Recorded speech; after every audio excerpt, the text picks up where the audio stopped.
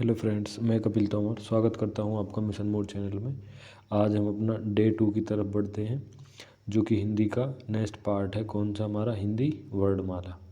वो चैप्टर है, उसके जितने भी प्रीवियस ईयर क्वेश्चन हैं यूपी पुलिस के, वो सारे आपको इस सीरीज़ में मिलेंगे देखने को।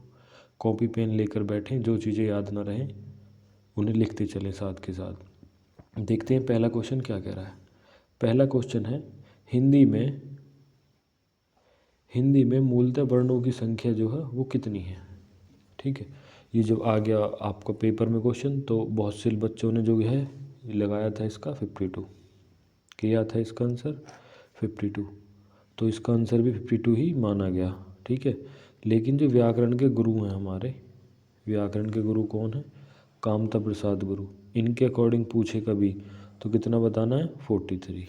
तो इन्होंने कितने माने हैं? 43। बढ़ते नेक्स्ट क्वेश्चन पर। भाषा की जो छोटी इकाई होती है उसे क्या कहा जाता है? यानी भाषा से जो छोटी इकाई है उसे क्या कहा जाता है? भाषा की जो सबसे छोटी इकाई है उसे क्या कहते हैं? वर्ण। ठीक है, भाषा की सबसे छोटी इकाई होती है वर्ण। बढ़ते हैं नेक्स्ट क्वेश्चन पर। नेक्स्ट क्वेश्चन है, जिस स्वर के उच्चारण से दो मात्राएं लगती हों उसे क्या कहते हैं? यानी जौन सा भी स्वर है जिसके उच्चारण का मतलब बोलने में उसमें दो मात्राएं लगती हों तो उसे क्या कहते हैं? गुरु स्वर कहते हैं। और इसको क्या कहते हैं? जैसे पढ़ोगे तो आपको बुक में क्या मिलेगा देखने को? दीर्घ। ये दीर्घ को ही दूसरा नाम क्या है? गुरु। दीर्घ स्वर को ही गुरु स्वर कहते हैं। बढ़ते नेक्स्ट क्वेश्चन पर। फोर्थ क्वेश्चन है हमारा, इनमें से समृद्ध स्वर कौन सा होता है? जो समृद्ध स्वर है इनमें से कौन सा है? तो वो है हमारा कौन सा? ई इनमें से समृद्ध स्वर है। इसके अलावा जो कौन कौन से होते हैं? बड़ी ई भी होता है समृद्ध स्वर, और कौन सा होता है? छोटा ऊ, और आपका होता है बड़ा ऊ। ये लिख सकते हैं आप। ये चारों कौन से होते हैं? ये होते हैं समृद्ध स्वर। ठीक है, बढ़ते नेक्स्ट क्वेश्चन पर। फिफ्थ क्वेश्चन है, जिन वर्णों का उच्चारण स्वतंत्र होता है उन्हें क्या कहते हैं? यानी कि ऐसे वर्ण जो बिना किसी शब्द मतलब वर्ड के साथ आए बोले जाते हैं, जो स्वतंत्र हैं, वो कौन से? स्वर के साथ कोई भी वर्ण नहीं जुड़ा होता। बढ़ते हैं इस क्वेश्चन पर। हिंदी वर्णमाला में स्वरों की संख्या कितनी है? बहुत सारे लोग इसको गलत कर देंगे। तो वर्णमाला में जो स्वर की संख्या जो मानी गई है वो 11 है। बहुत से 13 लगा देंगे। 13 क्यों लगा देंगे? क्योंकि दो स्वर हैं, ए और ये वाला। ये हम अब इनको स्वर में काउंट नहीं करते दोनों को, ये आयोग वहाँ हैं। ठीक है, अणे खाली और ये वाला। बढ़ते हैं इस क्वेश्चन पर। फिर देखो ये स्वरों की संख्या कितनी है? तो स्वर की जो संख्या है हमारी कितनी है? 11। सारे प्रीवियस ईयर क्वेश्चन है ये। आगे, प्रत्यय के आधार पर लय किस प्रकार की ध्वनि है? यानी कि जब आप इसको पढ़ोगे तो ये कौन सी लय हमेशा किस में आती है? पार्श्विक। ठीक है, ये इस प्रकार की ध्वनि है। बढ़ते हैं अगले क्वेश्चन की तरफ। 9 क्वेश्चन है हमारा, जो ध्वनियाँ ना तो स्वर है ना ही व्यंजन है इन्हें क्या कहते हैं? दो वर्ड लिखे थे हमने अभी, वो कौन कौन से हैं? आयोगवाह। ये ना तो स्वर होते हैं और ना ही व्यंजन, तो वो क्या कहलाते हैं? आयोगवाह। दो प्रकार के होते हैं ये, एक तो अनुस्वार और एक विसर्ग। आयोगवाह। अगला क्वेश्चन है हमारा, इनमें से किसे बिना कोई व्यंजन उच्चारित नहीं किया जा सकता? यानी कि इनके बिना कौन है जिसका व्यंजन उच्चारित नहीं किया जा सकता? तो किसके बिना? स्वर के बिना।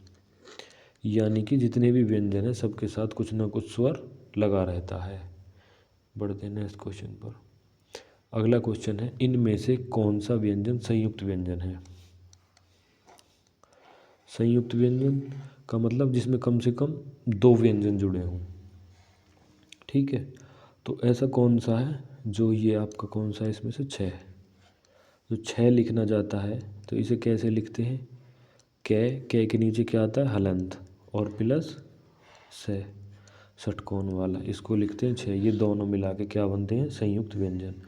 और इसके अलावा कौन कौन से होते हैं? 4 होते हैं। एक होता है त्रय, एक होता है ज्ञ, और एक होता है श्री वाला ये श्रय। ये 4 मिला के क्या होते हैं? संयुक्त व्यंजन। बढ़ते हैं नेक्स्ट क्वेश्चन की ओर।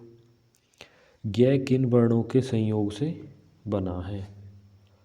तो आपको ये बताना है किन, वही देखते, और इसमें 2 ही ऑप्शन है। चलो, तो जो बना है हमें पता है ये किसके अकॉर्डिंग बना है, जय और इसके, ये दोनों को मिला के क्या बनता है? ज्ञ, जिसको ज्ञानी पढ़ते हैं हम, ज्ञ ज्ञानी। पढ़ते हैं इस क्वेश्चन पर। 13वां क्वेश्चन है, हिंदी शब्दकोश में श्रय यानी कि जो 6 है, इसका क्रम किस वर्ण के बाद आता है? यानी कि आपसे सीधा सीधा पूछा है, इससे पहले जो आने वाला अक्षर है वो कौन सा है? तो ये किस हिंदी शब्दकोश में 6 किस क्रम के वर्ण के बाद आता है? तो यहाँ तो आप कंफ्यूज हो जाओगे। ये कै के बाद क्या आता है? 6। ये आता है कै के बाद। ठीक है, हिंदी शब्दकोश में 6 का क्रम किस वर्ण के बाद आता है? तो कै वर्ण के बाद 6 का क्रम आता है। बढ़ते हैं इस क्वेश्चन पर। 6 वर्ण किसके योग से बना है? यानी कि जो 6 है आपका श्रय, ये किससे मिलके बना है? कै और श्रय से।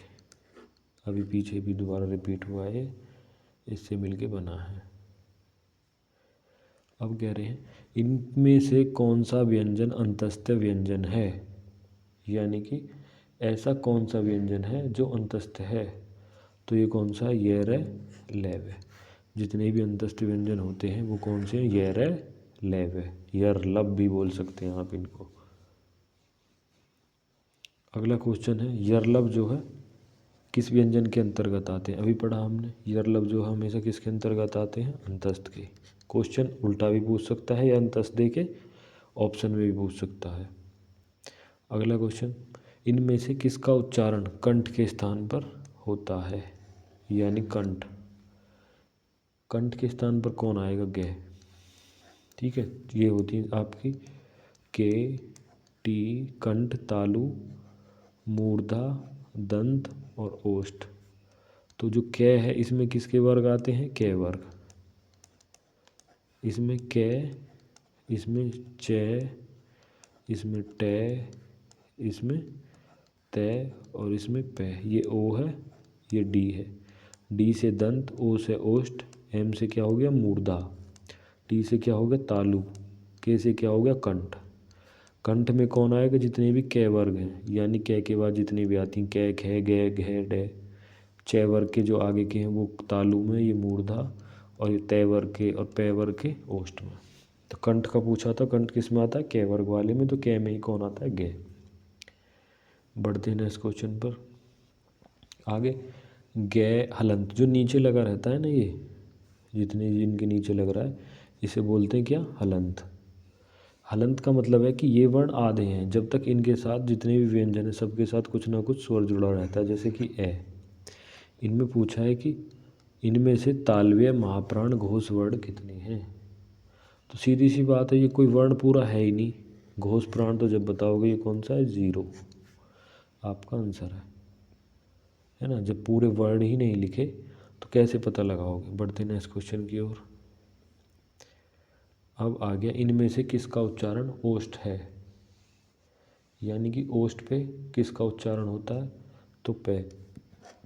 अभी पढ़ा था हमने कचट तप, कचट तप याद रख सकते हैं।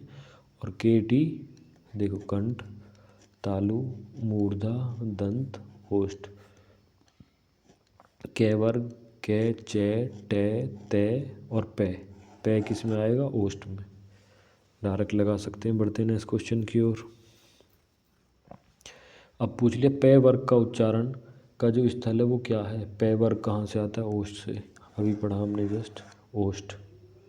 पै वर्ग का उच्चारण स्थल क्या है? ओष्ठ। बढ़ते हैं इस क्वेश्चन पर। मूर्धा अल्पप्राण अघोष व्यंजन वर्ण का उदाहरण कौन सा है? यानी कि आपको ध्यान करना है कि जो मूर्धा है, अल्प प्राण है, अघोष वर्ण के अंतर्गत कौन सा आता है? तो कंठ, तालु, मूर्धा। मूर्धा के लिए कौन सा वर्ग चाहिए हमें? देखते हैं, कंठ, तालु, मूर्धा। मूर्धा के लिए कै, चे, टे, यानी टे वर्ग चाहिए। और टे वर्ग का सिर्फ हमें इसमें टे ही दिखाई दे रहा है।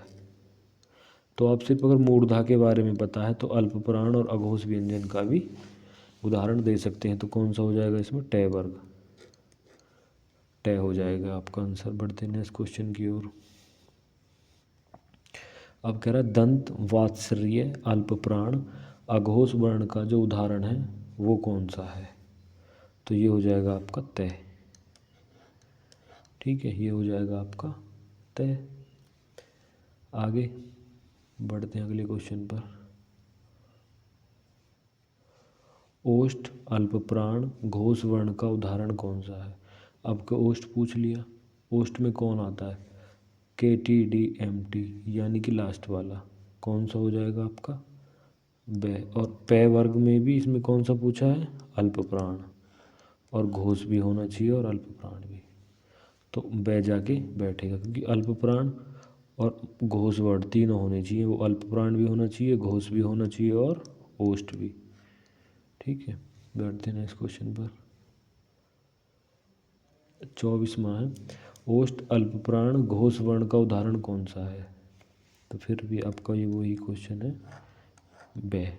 यानी कि ये क्या है, आधा वर्ण है, इनके नीचे जो हलंत लग रहा है, बै कब बनेगा पूरा, बै हलंत प्लस ए, तब जाके क्या बनेगा, बै। ठीक है, बढ़ते हैं अगले क्वेश्चन पर। इनमें से बै की ध्वनि कौन सी है। तो बै की ध्वनि कौन सी है, ओष्ठ वाली, क्योंकि ये सारे पै वर्ग में आते हैं। ठीक है, बढ़ते हैं अगले में। अगला क्वेश्चन है ओष्ठ महाप्राण घोष व्यंजन का उदाहरण कौन सा है। यानी कि ओष्ठ भी होना चाहिए, कंठ ओष्ठ, महाप्राण भी होना चाहिए, घोष भी होना चाहिए। तो वो क्या है, भय। ये आपका है भय भालू। ठीक है, कंठ ओष्ठ महाप्राण और घोष वर्ण का उदाहरण क्या है, भय। आगे मूर्धा महाप्राण अघोष वर्ण का उदाहरण कौन सा है। यानी कि मूर्धा भी होना चाहिए, महाप्राण भी होना चाहिए। तो अब अघोष पूछ लिया, अघोष व्यंजन, तो कौन सा आ जाएगा, ठय। मूर्धा में तो ठय टमाटर ठय टय आएगा, टय का ही ठय। तो हमसे महाप्राण भी पूछा था और अघोष वर्ण भी। बढ़ते नेक्स्ट क्वेश्चन पर। अगला है मूर्धा अल्पप्राण घोष वर्ण किसके उदाहरण हैं। ठीक है, तो ये किसके उदाहरण हो गए, मूर्धा अल्पप्राण घोष वर्ण का उदाहरण कौन सा है। तो यहाँ पे कौन सा उदाहरण है, डे। डे, अगर आपने इनकी थ्योरी पढ़ रखी है, थ्योरी भी मैं अभी बताऊंगा इनकी आगे चल के। ये देखते चलो, अल्पप्राण ये होते क्या हैं, अल्पप्राण महाप्राण। 28 29। अगला क्वेश्चन है तालव्य महाप्राण घोष वर्ण का उदाहरण कौन सा है। जो 29वां क्वेश्चन है आपका। तो इनका जो तालव्य भी होना चाहिए, कंठ तालु KT, यानी कैवर चय वर्ग का कोई सा कौन सा है इसमें, ये तो है नहीं। पहला चय वर्ग का छः या झय महाप्राण होना चाहिए, तो कौन सा आएगा, झय। झय आ जाएगा इसमें। बढ़ते हैं नेक्स्ट क्वेश्चन की ओर। अगला है तालव्य महाप्राण घोष व्यंजन वर्ण का उदाहरण कौन सा है। तो ये कौन सा है, झय। Same question. आगे तालव्य महाप्राण अघोष वर्ण का जो उदाहरण है वो कौन सा है, तालव्य, यानी कि चय वर्ग का होएगा। चय वर्ग में सिर्फ 2 आते हैं ये, तो ये हो जाएगा चय। अघोष भी पूछा है और महाप्राण भी। कंठ महाप्राण घोष वर्ण व्यंजन का कौन सा उदाहरण है। यानी कि कंठ भी होना चाहिए, कंठ। कंठ का मतलब कै वर्ग का कौन सा है इसमें, कै वर्ग का। कै वर्ग का सिर्फ आपके पास कौन सा है इसमें, तो ये है घय। घय ही तो है और घय भी है। महाप्राण पूछा है, घोष भी होना चाहिए, तो घय होएगा, घय नहीं होएगा। ठीक है, बढ़ते हैं हम अपने अगले क्वेश्चन पर। अगला क्वेश्चन है हमारा 33, दंत वत्सर्य महाप्राण और घोष। ठीक है, तो ऐसा कौन सा वर्ड है जो दंत वत्सर्य है, महाप्राण है और घोष है। तो ये क्या हो जाएगा तुम्हारा, दय धनुष। ये हो जाएगा आपका दय। ध। बढ़ते हैं नेक्स्ट क्वेश्चन की ओर। मूर्धा अल्पप्राण अघोष वर्ण कौन सा है? मूर्धा यानी कि केटी कंठ तालु। मूर्धा कै च टे यानी टे वर्ग में जो देखना है ये कौन सा आएगा? टे। टे वर्ग का अल्पप्राण होना चाहिए और अघोष होना चाहिए। ठीक है, बढ़ते हैं अगले क्वेश्चन पर। अगला क्वेश्चन है कंठ अल्पप्राण व्यंजन वर्ण का कौन सा उदाहरण है? कंठ, कंठ का मतलब हो गया कि कै का उत्तर वाली लाइन में आना है, तो धैन कोई सा नहीं आता इसमें, तो सिर्फ कौन सा आएगा? डे। यही ये हो जाएगा आपका कंठ वाला। बढ़ते हैं नेक्स्ट क्वेश्चन की ओर। कंठ अल्पप्राण व्यंजन वर्ण का कौन सा उदाहरण है? यानी कंठ में फिर आपका कौन सा आएगा? गे। यदि आपके अल्पप्राण भी हैं और व्यंजन वर्ण भी है तो वो कौन सा है? गे। कंठ, गे आ जाएगा आपका कंठ से। बढ़ते हैं 37। कह रहा है कंठ और जो ये है आपका महाप्राण घोष वर्ण भी होना चाहिए, इनका उदाहरण कौन सा है? कंठ का मतलब कै वर्ग का आएगा पहली बात। कंठ, महाप्राण और घोष, कंठ तालु मूर्धा दंत ओष्ठ। तो जो कंठ में होते हैं साथ साथ इनके है भी होता है, तो घोष, घोष वर्ड में जाओगे तो ये मिलेगा आपको है भी आ जाएगा इसमें। बढ़ते हैं इस क्वेश्चन पे। मूर्धा हस्य स्वर का उदाहरण है। मूर्धा होना चाहिए और हस्य स्वर होना चाहिए। ठीक है, तो इसमें क्या है आपका? रे। जो री है ये मूर्धा भी है और क्या है? हस्य स्वर भी है। दो स्वर होते हैं, हस्य स्वर और एक दीर्घ स्वर। तो हस्य स्वर में ये आता है, दीर्घ स्वर में 7 होते हैं। अगला, इनमें से किसका उच्चारण स्थान दंत है? दंत यानी किसका उच्चारण हो सकता है? के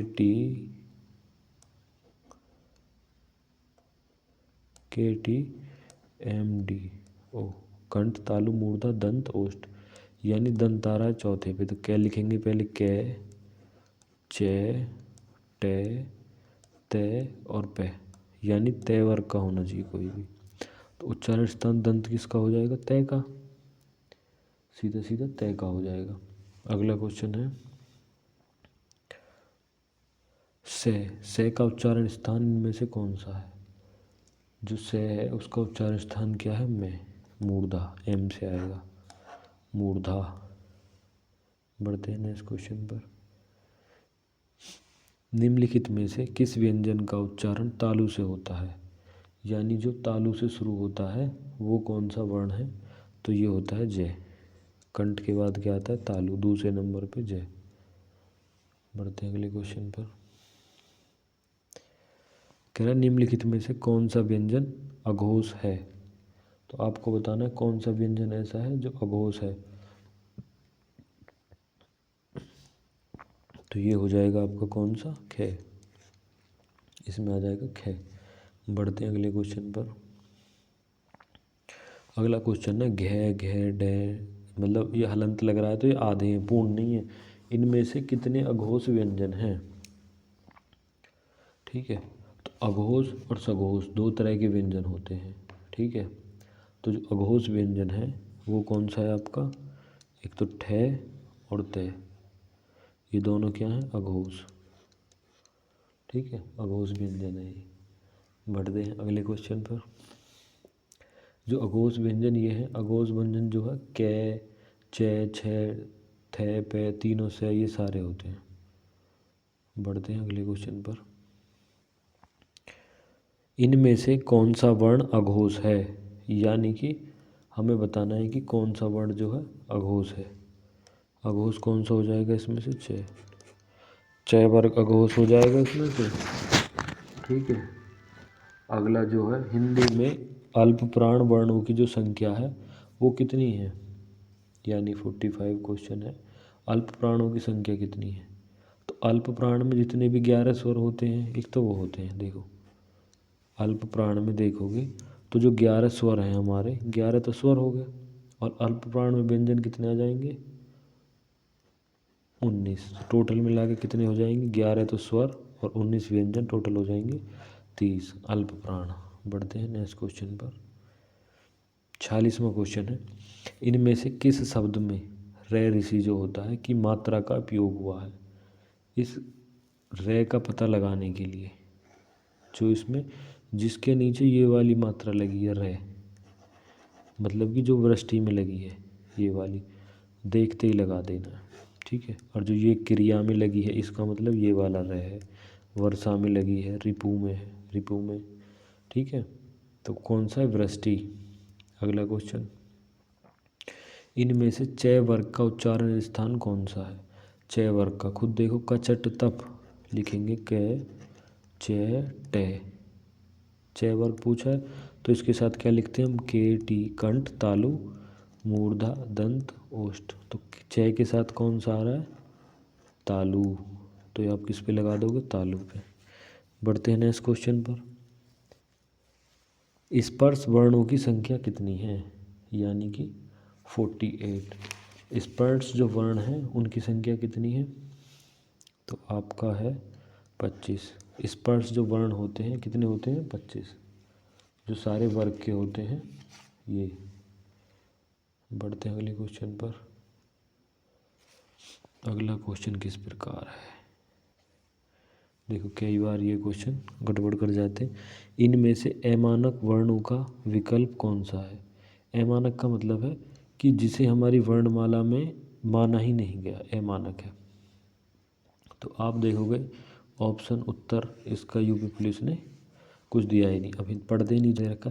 हिंदी में कुछ ध्वनियों के लिए कहीं कहीं 2-3 भिन्न आकार मिलते हैं। मानकीयकरण की प्रक्रिया में से इनमें से एक को भी मानक वर्ण का दर्जा दिया जाता है, शेष अमानक कहे जाते हैं। केंद्रीय हिंदी निदेशालय ने ये वाला जो है ये ए, रे, बे, खे, रख, छे, छे, भे, रा, डे, ये वाला भे, इसकी जगह ये, से की जगह ये को अमानक वर्ण माना है। परीक्षा संस्था कौन सी, यूपी पीआरबी। इस प्रश्न का जो उत्तर है कौन सा माना है, बी। तो इसके अकॉर्डिंग कौन सा हो जाएगा, ये वाला भे, क्योंकि ये भी है, इसके साथ ब होता तो भी दिक्कत थी, लेकिन तो ये वाला वर्ड हमेशा कैसा है, अमानक वर्ण बोला गया है इसे, ठीक है। आप देखोगे मैं इसे हटा रहा हूँ, सी ए ऑप्शन, ये बी वाला आपका, बी कौन सा है, भय। बढ़ते हैं अगले क्वेश्चन पर। अगला क्वेश्चन है, अनुनासिक स्वरणों का उच्चारण स्थल कौन सा है। अनुनासिक यानी कि जो नाक और मुंह से बोले जाते हैं, तो जिसपे आप समझो जैसे चंद्रबिंदु को, जिसके पीछे चंद्रबिंदु लगा होता है वो कौन से होते हैं, अनुनासिक। ये नाक और मुंह से बोले जाते हैं अनुनासिक स्वर। बढ़ते हैं अगले क्वेश्चन पर। कौन सा वर्ण पंचमा अक्षर है। पंचमा अक्षर कौन सा वर्ण है, में, यानी कि पंचमाक्षर होते हैं जो ये वर्ग होते हैं ना, क वर्ग, च वर्ग, ट वर्ग, त वर्ग और प वर्ग, इनके जो अंतिम अक्षर होते हैं यानी 5 ही होते हैं पंचमाक्षर। प्रत्येक वर्ग का ये वर्ग है। जब ए पे नार लिखोगे तो क के आगे 4 और इसके 4, इसके 4, इसके 4, जो 5वां वर्ड लिखे जाएंगे ना, अणे खाली और वो में, तो ये क्या होते हैं, पंचमाक्षर, ठीक है। चलते हैं अगले क्वेश्चन पर। 52, इनमें से किस शब्द के आरंभ नहीं हो सकता, यानी कि ऐसा कौन सा शब्द है जिससे किसी शब्द का आरंभ में नहीं हो सकता, बताओ।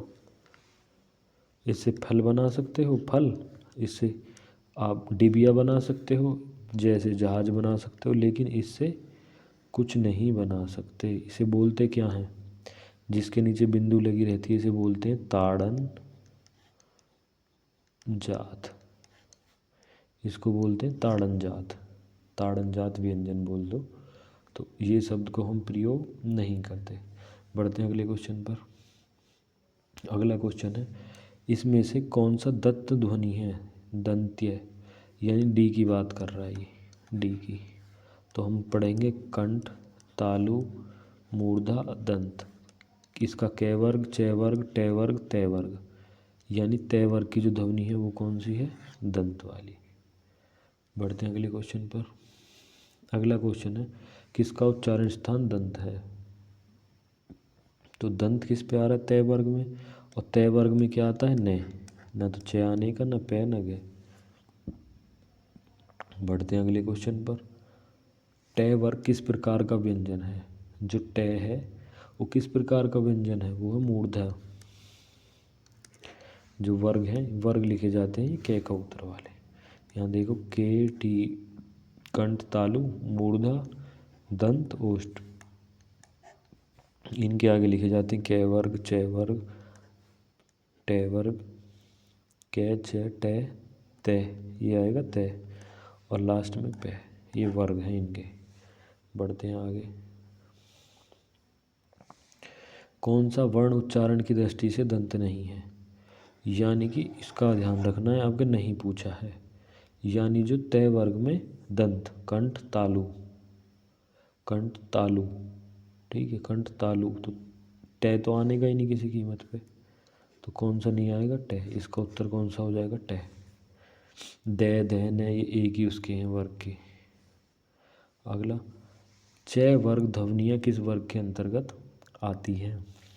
जो च वर्ग है ये किसके अंतर्गत आती हैं? तालु के अंदर, च वर्ग। बढ़ते हैं अगले क्वेश्चन पर। इनमें से तालव्य व्यंजन का उदाहरण कौन सा है? कंठ, कंठ के बाद कौन सा आता है? तालु। कै वर्ग, और कै के बाद कौन सा आता है? च वर्ग। अब च वर्ग का बता दो कौन सी। देखो ये रही सारी, छः छः छः एक में ही आती है ना, तो कौन सा हो जाएगा? D option. बढ़ते हैं अगले क्वेश्चन पर। जो छः छतरी होती है इसकी ध्वनि का उच्चारण कहाँ होता है ना? इसका ध्वनि का उच्चारण कहाँ होता है? कंठ के बाद कै, च वर्ग में आती है।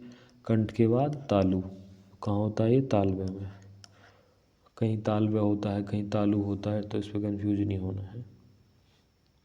अगला 60 नंबर, शय, जो सलजम वाली शय होती है, ध्वनि का उच्चारण इनमें से कौन सा होता है? इसमें कन्फ्यूज ना हो, तो ये भी तालव्य में ही होता है।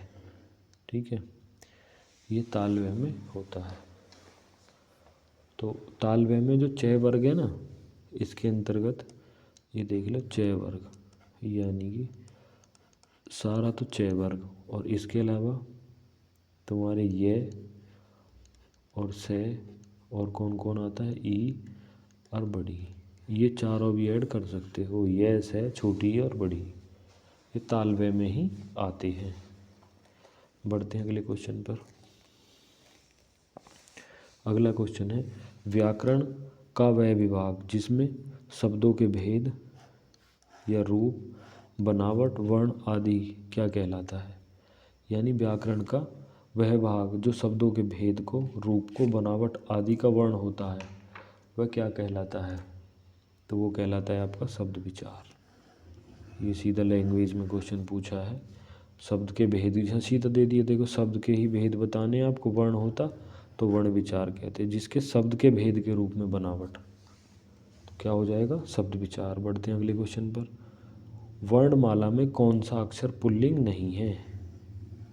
इस बात का ध्यान रखना है। स्त्रीलिंग पुल्लिंग आते ही होंगे आपको, ठीक है, तो नहीं भी आते तो देखो जो ई है ना, ये क्या है? ये पुल्लिंग नहीं है, ये क्या है? स्त्रीलिंग है, दोनों ही, छोटी और बड़ी। बढ़ते हैं अगले क्वेश्चन पर। अगला क्वेश्चन है ए का जो उच्चारण स्थान है में डैश और की सहायता ली जाती है। यानी अगर आप जब ए बोलोगे तो किसकी सहायता ली जाएगी? कंठ की और तालु की। यहाँ आएगा कंठ और तालु, दोनों की सहायता ली जाएगी। अगला है, कंठ तालव्य दीर्घ स्वर वर्ण का उदाहरण कौन सा है? यानी जो कंठ तालु दीर्घ स्वर है, इसका उदाहरण क्या है? ए। कंठ तालु से बोले जाना, अभी देखा हमने, कंठ तालव्य से बोला जाता है ए, और दीर्घ स्वर में कौन सा आता है? ए। अगला, इनमें से किस वर्ण का उच्चारण स्थान कंठ तालु है? कंठ तालु कौन सा वर्ण है हमारा? ए। देखो एक क्वेश्चन को कई बार घुमा के पूछ सकता है, ये ए। आगे कंठोष्ठ, अब पूछा है हमसे, कंठोष्ठ दीर्घ स्वर वर्ण का कौन सा उदाहरण है? यानी कि कंठोष्ठ वाला कौन सा हो जाएगा? ओ। ओ आपका हो जाएगा कंठोष्ठ दीर्घ स्वर में।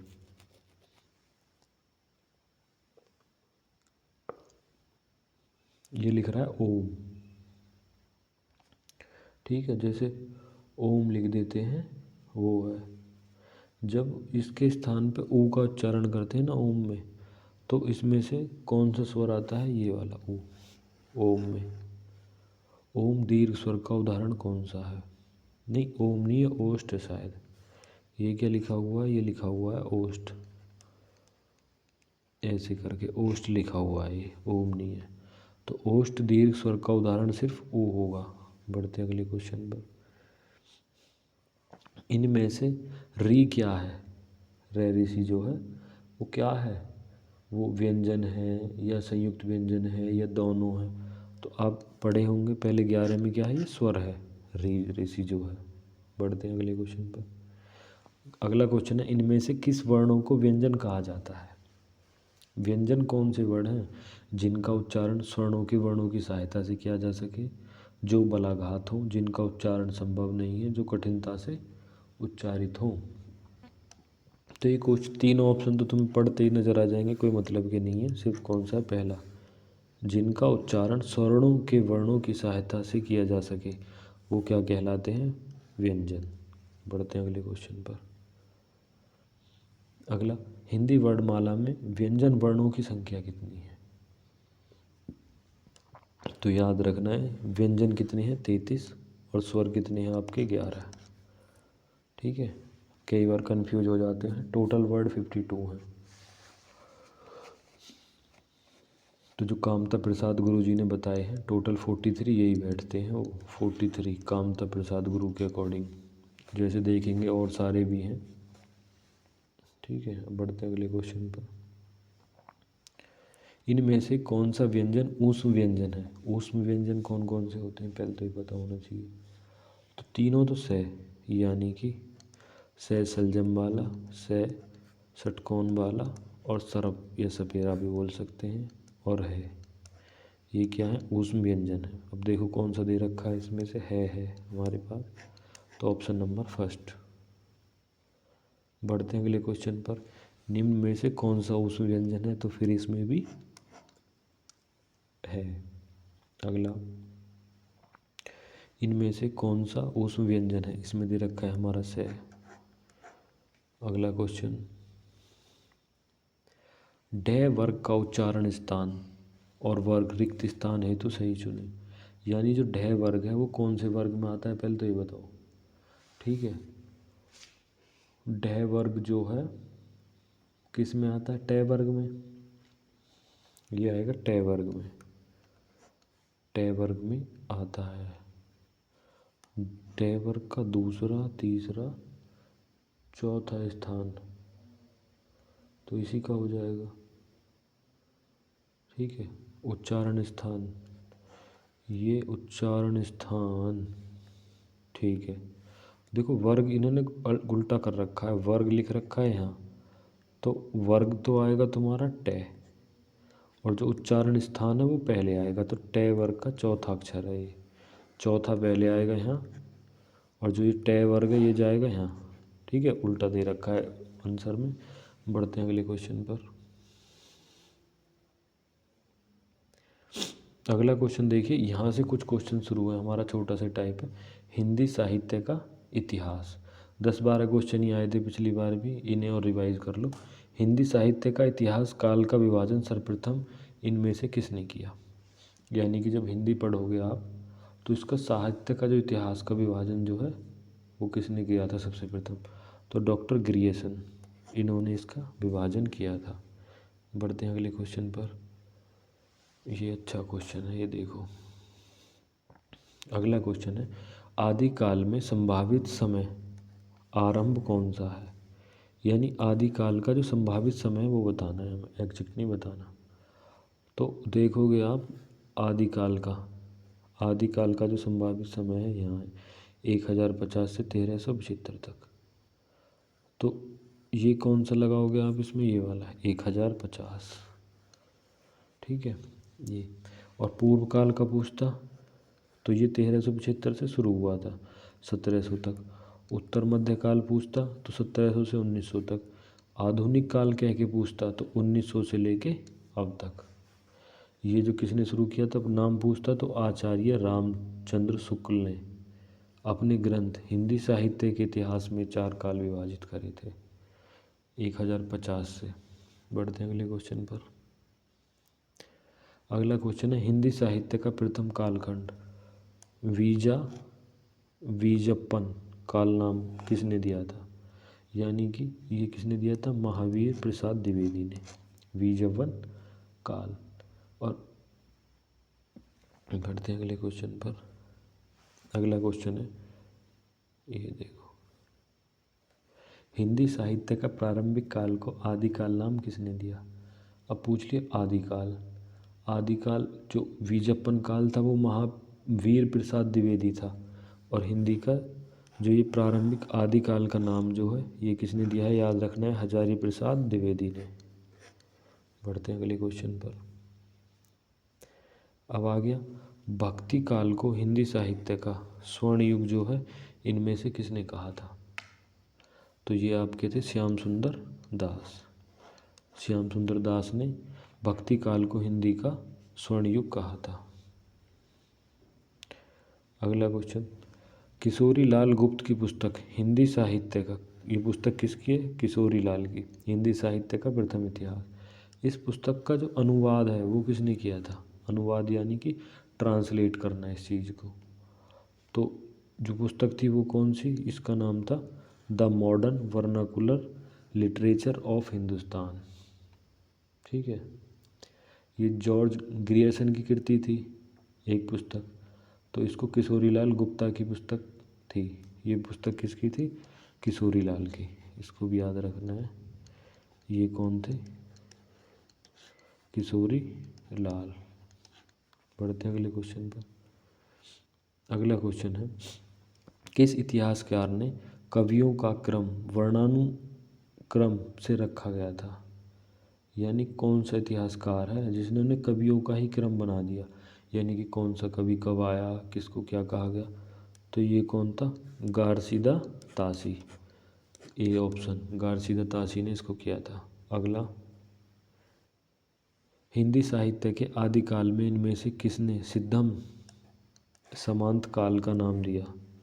तो ये है हमारा राहुल सांकृत्यायन।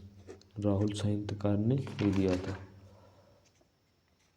अगला क्वेश्चन है हमारा 9, हिंदी साहित्य इतिहास के प्रथम जो लेखक हैं वो कौन है? यानी कि जो हिंदी लिखी गई थी वो किसने लिखी थी जब शुरू में? तो ये कौन सा?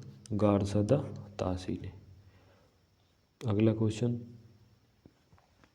पूर्व मध्य हिंदी साहित्य को इस नाम से भी जाना जाता है, यानी कि पूर्व मध्य काल जो था उसमें हिंदी साहित्य को किस नाम से जाना जाता? भक्ति काल के। ये काल भक्ति काल के रूप से बहुत ज़्यादा फेमस है। अगला, ये देख लो कौन सा काल पूर्व मध्य काल का समय कौन सा माना जाता है? शुरू वाला क्वेश्चन था उसमें दे रखा था पूर्व मध्य काल का जो सही समय है वो आपका 1375 से शुरू हुआ था और 1700 तक था। ठीक है, ये भक्ति काल भी है, इसे भक्ति काल भी कहते हैं। और उत्तर मध्य काल जो 1700 से हुआ था इसे क्या कहते हैं? रीति काल। इस बात को भी ध्यान रख लेना है। अगला क्वेश्चन, किस काल को गद्य काल, गद्य दो चीज़ होती हैं, गद्य और पद्य के नाम से भी जाना जाता है? तो गद्य काल जो है किसके नाम से जाना जाता है? आधुनिक काल के नाम से, जो अब तक चल रहा है। बढ़ते हैं अगले क्वेश्चन पर। अगला क्वेश्चन है, हिंदी गद्य का सर्वप्रथम युग किसे माना जाता है? यानी कि जो हिंदी गद्य का जो सर्वप्रथम युग है वो युग किसकी शुरुआत की थी? वो किसने करी थी? भारतेंदु युग ने। अब इसमें क्या है नीचे, हिंदी साहित्य के भारतेंदु युग के हिंदी गद्य को सर्वप्रथम युग माना जाता है। हिंदी साहित्य में गद्य और आधुनिक साहित्य के प्रारंभ होने के कारण भारतेंदु युग को बीजवपन या संक्रांति युग भी कहा जाता है। इस बात को भी ध्यान रखें। बढ़ते हैं अगले क्वेश्चन पर। अगला क्वेश्चन है, हिंदी में वैज्ञानिक आलोचना का जो सूत्रपात्र है वो कौन था? आलोचना का मतलब किसी की प्रशंसा न करना। तो ऐसा कौन थे सबसे पहले? रामचंद्र शुक्ल। इन्होंने क्या करी थी? हिंदी की वैज्ञानिक रूप से आलोचना करी थी। पढ़ते हैं अगले क्वेश्चन पर। अगला है हिंदी के तुलनात्मक आलोचन, यानी कि वो तो आलोचन था, ये हो गया तुलनात्मक आलोचन का प्रारंभ किसने कर दिया था? तो ये कौन थे? पदम सिंह शर्मा। हिंदी में तुलनात्मक आलोचन के प्रारंभकर्ता पदम सिंह शर्मा, जिन्होंने बिहार सतसई पर आलोचनात्मक पुस्तक लिखी और फारसी के कवि सादी, फारसी के कवि कौन? सादी, तुलनात्मक आलोचना की एक नई परंपरा चलाई। यानी कि इन्होंने एक तुलना करके आलोचना की। बढ़ते हैं अगले क्वेश्चन पर। अगला क्वेश्चन है हिंदी साहित्य का आलोचनात्मक इतिहास किसने लिखा? तो जो 16 क्वेश्चन है हमारा, ये कौन है? राम कुमार वर्मा। हिंदी साहित्य का आलोचनात्मक इतिहास डॉक्टर राम कुमार वर्मा ने लिखा। इस ग्रंथ ये प्रकाशित कब हुआ था? 1938 में। बढ़ते हैं अगले क्वेश्चन पर। इनमें से भारतेंदु युग के रचनाकार नहीं है, यानी कि ऐसे रचनाकार जो भारतेंदु युग के समय के नहीं हैं, तो वो कौन थे? रामचंद्र शुक्ल। बाकी ये तीनों थे, ये इनके उसके थे युग के। देखो, काव्य की दृष्टि से रामचंद्र शुक्ल एक छायावादी रचनाकार माने जा सकते हैं, जबकि गद्य की दृष्टि से, विशेषकर निबंध साहित्य की दृष्टि से शुक्ल युग के, और शुक्ल युग इन्हीं नाम पर रखा गया था, शेष रचनाकार भारतेंदु युग के हैं। तो रामचंद्र शुक्ल भारतेंदु के युग के नहीं है। ये हमारा लास्ट क्वेश्चन है।